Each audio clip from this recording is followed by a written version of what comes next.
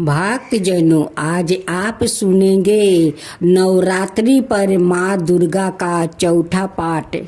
माँ दुर्गा जी के चौथे सवा रूप का नाम कुष्मांडा है। अपनी मंद हल्की हंसी द्वारा अंड अर्थात ब्रह्मांड को उत्पन्न करने के कारण उन्हें कुष्मांडा देवी के नाम से अभिहित किया गया है। जब दृष्टि का अस्तित्व नहीं था, चारों ओर अंधकार ही अंधकार परिव्याप्त था, तब इन्हीं देवी ने अपने इस्तेहासाय से ब्रह्मांड की रचना की थी। अतः यही दृष्टि की आदि स्वरूप आदि शक्ति है। इनके पूर्व ब्रह्मांड का अस्तित्व था ही नहीं। इनका निवास सूर्य मंडल के भीतर के लोक में है। सूर्य लोक में निवास कर सकने की क्षमता और शक्ति केवल इन्हीं में है। इनके शरीर की कांति और प्रभा भी सूर्य के समान ही दे दी पैमान और भास्वर है। इनके तेज की तुलना इन्हीं से की जा सकती है। अनाए कोई भी देवी देवता इनके तेज और प्रभाव की समाता नहीं कर सकते। इन्हीं के तेज और प्रकाश से दसों दिशाओं प्रकाशित हो रही है। ब्रह्मांड की सभी वस्तुओं और प्राणियों में अवस्थित तेज इन्हीं की छाया है। इनकी 8 भुजाएं हैं। अतः यह अष्टभुजा देवी के नाम से भी विख्यात है। इनके 7 हाथों में करमस, कमंडलू, धनुष, बाण, कमल, पुष्प, अमृत पूर्ण, कलश, चक्र और गदा है। 8वां हाथ में सभी सिद्धियों और निसिद्धियों देने वाली जप माला है। इनका वाहन सिंह है। संस्कृत भाषा में कुष्मांडा कुमरे को कहते हैं। बलियों में कुम्हरे की बलि इन्हें सर्वाधिक प्रिय है। इस कारण से भी यह कुष्मांडा कही जाती है। नवरात्रि पूजन के चौथे दिन कुष्मांडा देवी के सवा रूप की ही उपासना की जाती है। इस दिन साधक का मन अनाहत चक्र में आवासित होता है। इस दिन उसे अत्यंत पवित्र और अचूजल मन से कुष्मांडा देवी के सवा रूप को साधन में रख कर पूजा उपासना के कार्य में लगाना चाहिए। माँ कुष्मांडा की उपासना से भक्तों के समस्त रोग शोक विनाश हो जाते हैं। इनकी भक्ति से आहु, यश, बल और आरोग्य की वृद्धि होती है। माँ कुष्मांडा अतिलप सेवा और भक्ति से भी प्रसन्न होने वाली है।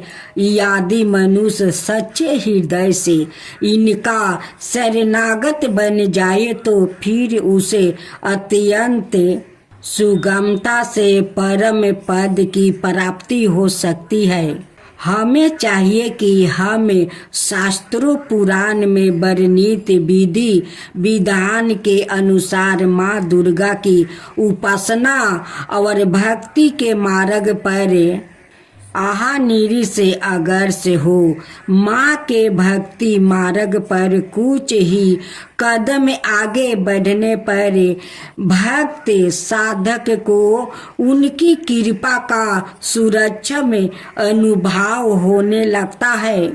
यह दुख स्वरूप संसार उसके लिए अत्यंत सुखद और सुगम बन जाता है। माँ की उपासना मनुष्यों को सहज भाव से भाव सागर पार उतारने के लिए सर्वाधिक सुगम और श्री अस्कर मार्ग है। माँ कुष्मांडा की उपासना मनुष्यों को आधियों व्याधियों से समर्था मुक्ति करके उसे सुख समृद्धि और उत्तरीति की ओर ले जाने वाली है। अतः अपनी लौकिक परलौकिक उत्तरीति चाहने वालों को इनकी उपासना में सदाए तत्पर रहना चाहिए। अब माँ दुर्गा का पांचवा पाठ। माँ दुर्गा जी का पांचवा स्वरूप को स्कंद माता के नाम से जाना जाता है या भगवान स्कंद कुमार कार्तिकेय नाम से भी जाने जाते हैं। यह प्रसिद्ध देवासुर संग्राम में देवताओं के सेनापति बने थे। पुराणों में इन्हें कुमार और शक्तिधर कहकर इनकी महिमा का वर्णन किया गया है। इनका वाहन मयूर है, अतः इन्हें मयूर वाहन के नाम से भी अभिहित किया गया है। इन्हीं भगवान स्कंद की माता होने के कारण माँ दुर्गा जी का इस पांचवा स्वरूप को स्कंद माता के नाम से जाना जाता है। इनकी उपासना नवरात्रि पूजा के पांचवा दिन की जाती है। इस दिन साधक का मन विशुद्ध चक्र में आवासित होता है। इनके विग्रह में भगवान स्कंद जी बाल रूप में इनकी गोद में बैठे होते हैं। स्कंद मातु स्वरूपिणी देवी की 4 भुजाएं है। यह दाहिनी तरफ की ऊपरी वाली भुजाएं से भगवान स्कंद को गोद में पकड़े हुए है और दाहिनी तरफ की नीचे वाली भुजे जो ऊपरी की और उठी हुई है उसमें कमल पुष्पा है। बाईं तरफ की ऊपर वाली भुजा बर मुर्दा में है। नीचे वाली भुजा जो ऊपरी वाली की और उठी है उसमें भी कमल पुष्पा ली हुई है। इनका वर्ण पुरंत सुबेरन है। यह कमल के आसन पर विराजमान रहती है। इसी कारण से इन्हें पद्मासना देवी भी कहा जाता है। सिंह भी इनका वाहन है। नवरात्रि पूजन के 5वां दिन का शास्त्रों में पुष्कल महताब बताया गया है। इस चक्र में आवासित मन वाले साधिक की समस्त ब्रह्म कीड़ाओं और चित्त वृत्तियों लोप हो जाता है। ओ विशुद्ध चैतन्य स्वरूप की और अक्सर हो रहा होता है। उसका मन समस्त लौकिक सांसारिक मायिक बंधनों से बेमुक्त होकर पद्मासना माँ स्कंद माता के स्वरूप में पूर्णत इस समय साधकों को पूर्ण सावधानी के साथ उपासना की और अक्सर होना चाहिए।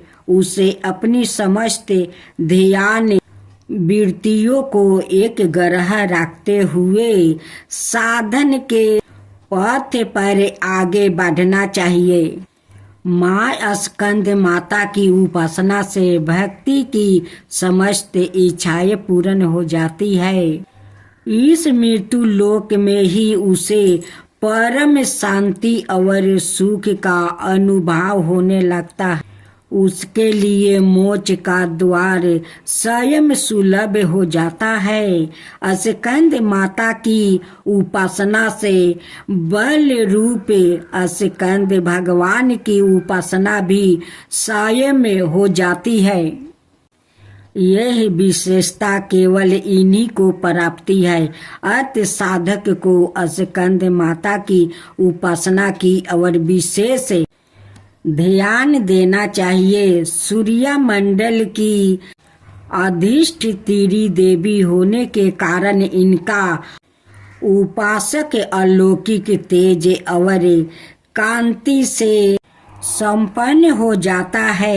एक अलौकिक प्रभाव मंडल अदृश्य भाव से सदाए उसके चतुर्दिक परिव्याप्त रहता है। यह प्रभा मंडल प्रतिक्षण उसके योग क्षेमा का निवारण करता रहता है। अतः हमें एक ग्रह भाव से मन को पवित्र रख कर माँ की चरणों में अनेक का प्रयत्न करना चाहिए। इस घोर भाव सागर के दुखों से मुक्ति पाकर मोक्ष का मार्ग सुलभ बनाने का इससे उत्तम उपाय दूसरा नहीं है।